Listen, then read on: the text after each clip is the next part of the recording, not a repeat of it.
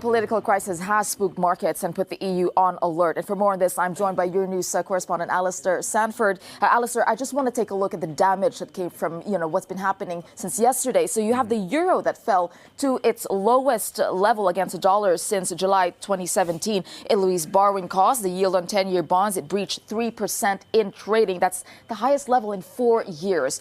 And the Moody's ratings agency put Italy's credit rating on review for a possible downgrade. So Alistair, clearly a lot of fear out there. Can you put that in context for me? How worried should Europe be?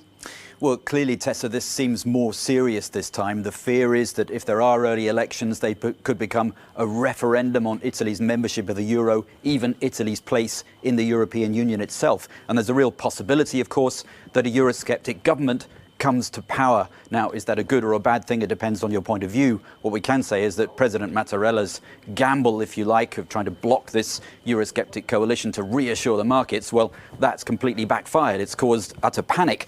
Did the markets overreact? There are important factors to bear in mind. On the question of the euro itself, neither of the Eurosceptic parties, Five Star or the League, actually had a commitment to ditch the euro, and a clear majority of Italians, according to opinion polls, more than 60%, actually want to stay in the single currency. However, it's the Eurosceptic programs that are causing shudders around the markets as well. If a government comes to power and blows EU fiscal rules out of the water, that's going to cause even more panic. The fears are there'll be a Greek scenario, and we know that Italy is sort of said to be too big to fail and that a bailout would be impossible. We're going to see enormous pressure from Paris, from Berlin, from Brussels, from all the financial and EU institutions for Italy to do the right thing, to keep existing fiscal policy on the euro. The danger for the EU establishment is that that becomes on a collision course with the big political question of who rules Italy. And we saw that surge yesterday when there was panic in EU circles in Brussels.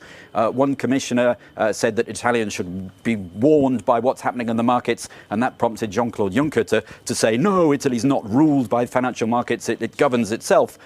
A lot's going to depend on how the Eurosceptic parties respond to this, what's in their political interests, and how will Italians themselves react to all this turbulence. Europe is keeping a close eye on this. Thank you for that, Alistair Sanford.